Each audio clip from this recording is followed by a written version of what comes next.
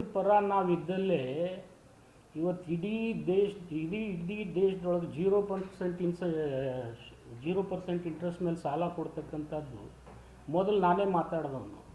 ಅದನ್ನೇ ಲಕ್ಷ್ಮಣ್ ಸವದಿಯವರು ಅಲ್ಲಿ ನಿನ್ನೆ ಮಾತಾಡಿದಾರಲ್ಲ, ಅದನ್ನ ಯಾಕೆ ಹಾಕಲಿಲ್ಲ ನಿಮ್ಮ ಟಿ ವಿಯವರು? ಅದು ರೈತರ ವಿರೋಧಿನ? 3% ಇತ್ತು. ಲಕ್ಷ್ಮಣ್ ಸವದಿ ಸರ್ಕಾರ ಸಚಿವರಿದ್ದಾಗ ನಾನೇ ವಿನಂತಿ ಮಾಡಿಕೊಂಡೆ, ಇದನ್ನು 3% ಕಡಿಮೆ ಮಾಡಿ ಶೂನ್ಯ ಬಡ್ಡಿದಲ್ಲಿ ಕೊಡ್ಬೋದು ಅಂತೇಳಿ ನಾನೇ ಬಿಜಾಪುರ DCC ಬ್ಯಾಂಕಿಂದ ಕೊಟ್ಟು ತೋರಿಸಿದೆ.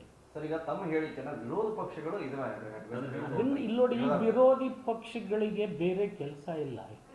ಈಗ ಹೇಗಾದರೂ ಮಾಡಿ ರೈತರನ್ನು ಮನವೊಲಿಸ್ತಕ್ಕಂಥದ್ದು, ಬೇರೆ ಬೇರೆ ರೀತಿ ಹೇಳಿಕೆ ಕೊಟ್ಟು ರೈತರನ್ನು ನನ್ನ ವಿರೋಧ ಕಟ್ಟತಕ್ಕಂಥದ್ದು, ಕಾಂಗ್ರೆಸ್ ಸರ್ಕಾರ ವಿರೋಧ ಕಟ್ತಕ್ಕಂಥದ್ದು ಕೆಲಸ ಅವರು ನಿರಂತರ ಮಾಡ್ತಾನೆ ಇದ್ದಾರೆ. ಇದನ್ನೆಲ್ಲ ಮಾಡೋಕ್ಕಿಂತಲೂ ಅವ್ರಿಗೆ ರಾಜ್ಯದ ರೈತರ ಬಗ್ಗೆ ಕಾಳಜಿ ಇದ್ದೆ ನೀರಾವರಿಗೆ ದುಡ್ಡು ಕೊಡಿಸಿ, ಅದೇ ದೇವೇಗೌಡರು ಮಾಡಿರ್ತಕ್ಕಂಥ AIBP ಯೋಜನೆಯನ್ನು ಯಾಕೆ ಬಂದ್ ಮಾಡಿದರು? ಮತ್ತು ಈಗ ತುಂಗಾಕ ನಿಮ್ಗೆ ಗೊತ್ತದ 5,000 ಕೋಟಿ ಕೊಡಿಸ್ತೀನಿ ಅಂದಿದ್ದು ಕೊಡಿಸಿದ್ರ? ಇವರೆಲ್ಲ ಇಂಥ ಕೆಲಸ ಮಾಡೋದು ಬಿಟ್ಟು ಈ ಸಣ್ಣ ಸಣ್ಣ ವಿಚಾರದಲ್ಲಿ ಯಾವುದೋ ಒಂದು ಸಣ್ಣ ಕ್ಲಿಪ್ಪಿಂಗ್ ತೊಗೊಂಡು ಅದನ್ನೇ ಚಂತನ ಮಾತಾಡೋದು. ನಾನೆಲ್ಲ ಮಾಧ್ಯಮ ಮಿತ್ರರಿಗೂ ಹೇಳ್ತೀನಿ, ಇದನ್ನು ಪರಾಮರ್ಶೆ ಮಾಡಿ. ಕರ್ನಾಟಕ ರೈತರಿಗೆ ಎಲ್ಲಿ ಶೋಷಣೆ ಆಗ್ತಾಯಿದೆ? ಇವತ್ತು ಕಬ್ಬಿನ ಬೆಲೆ ಆ್ಯಕ್ಚುಲಿ 3,500 ಮೇಲೆ ಇರಬೇಕಾಗಿತ್ತು, ಆದರೆ ಪಾಪ ರೈತನಿಗೆ 3,500 ಸಿಗ್ತಾ ಇಲ್ಲ.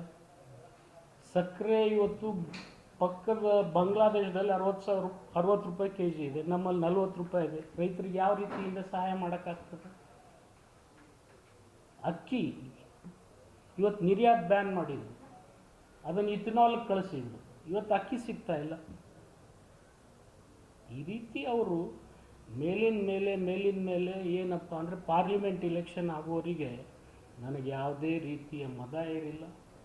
ರೈತರ ಸಲುವಾಗಿ ಇನ್ನೂ ಎಷ್ಟು ಬೇಕಾದರೂ ನಾನು ವಿರೋಧ ಏನು ಇವ್ರು ಮಾಡ್ತಾ ಇದ್ದಾರೆ, ಇವ್ರು ನೀತಿ ಮಾಡ್ತಾ ಇದ್ದಾವೆ, ಅದ್ರ ಬಗ್ಗೆ ನಾನು ನಿರಂತರ ಹೋರಾಟ ಮಾಡ್ತೀನಿ.